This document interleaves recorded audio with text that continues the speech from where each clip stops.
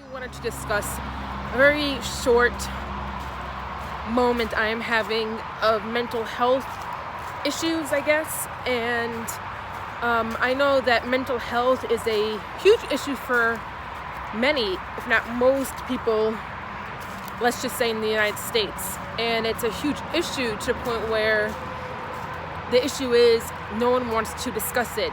People frown upon it. And because of that fact, no one wants to talk about it, especially when it's more than just depression, when it's, things more that's like borderline personality or bipolar disorder, or, just different forms of mental conditions and issues.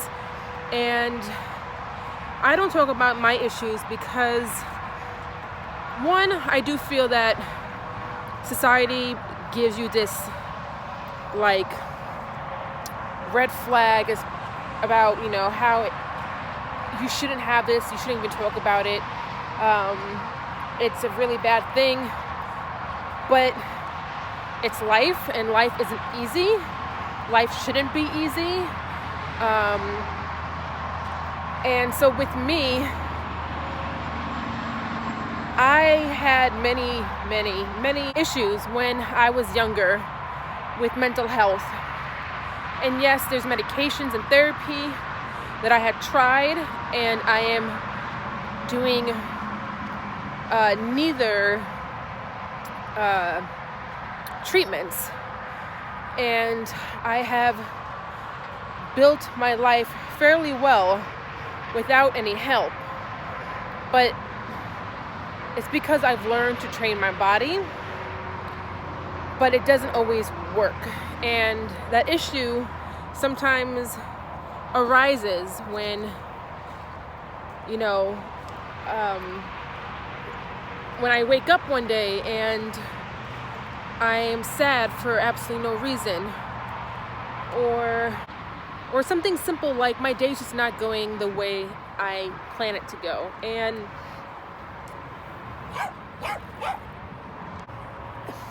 I know that I'm kind of like going all over the place, and that's because mental health is all over the place. And I struggle with mental health, but not as I used to struggle with it. I was diagnosed with, and I am diagnosed with borderline personality disorder and manic depression disorder. Whether or not I talk about my mental health issues, that doesn't change the fact that I don't have these issues. Whether or not I feel as if I do not have these issues any longer because I've learned to control them, I still have these issues. They are not curable. And that's the one thing I struggle with, is not discussing something because it's not there. When the fact is, it is there. It'll always be there. But I learned to just kind of keep it hidden and hope it doesn't show its face. And then when it does, I struggle with it because I felt like I've made it over that hurdle and I'm better now, when really I'm not. And so those issues tend to be an issue, if that makes any sense to you guys. I used to cry for absolutely no reason all the time. And I knew I was crying, and my mom would go, "Why are you crying? Like, why are you so sad?" I'm like, "I don't know. I know I'm crying. I know there's no reason, and I don't know why I can't stop, but I can't stop." Or I would get mad for things that there was a reason why I was mad, but I was crying for absolutely no reason to me. There wouldn't be reasons for a typical person to get mad over, and then to cry over, and then to bitch over. But that was my issue, and I would do so. And that was where the borderline personality came in. And then instantly I'd be happy-go-lucky.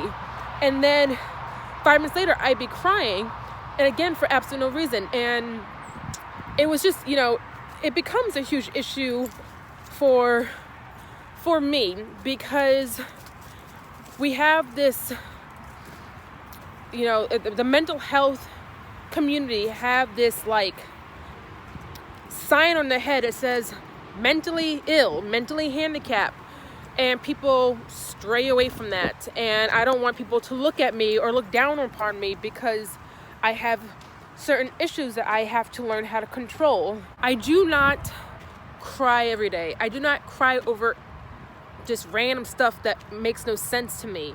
But I do wake up at moments and times, whether it be to wake up upon sleeping or to wake up, meaning in reality, and go, I'm really sad and I don't like my life and I don't want to be here anymore.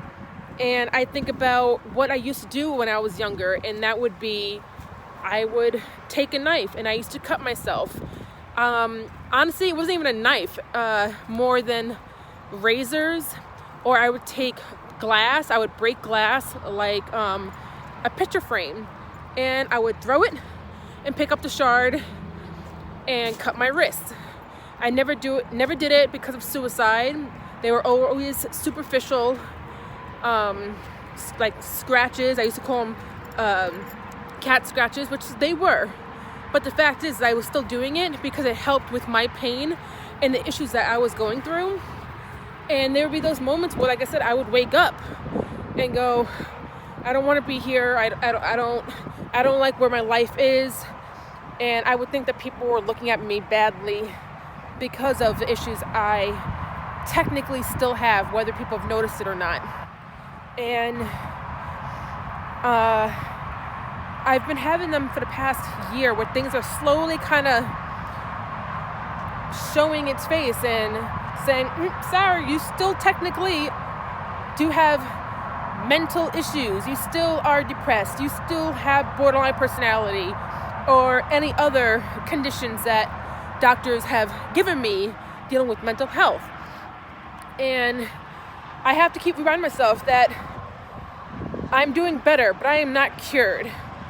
And that's all we have to remember, is that we try to strive for every day to get better, and that's what counts. And not look back on the past and where you were, but to look to the future and how far you've gotten. Because personally, me, I've gotten fairly far from cutting almost every day, cutting to the point where I didn't want people to see it, and I would cut the bottom of my feet or my legs because I always wore jeans. Or having my dad break down the door in 2 pieces because I had a knife in the room. Breaking my phones all the time, driving drunk, and just doing really outrageous stuff, which I don't do any longer. And I have to remember, and you guys have to remember, that is mental health. Sometimes you get better or feel better, and then sometimes you don't feel better. But as long as you have those moments where you are succeeding in your goals to try and get better, that's all that you can ask for. And that's pretty much it.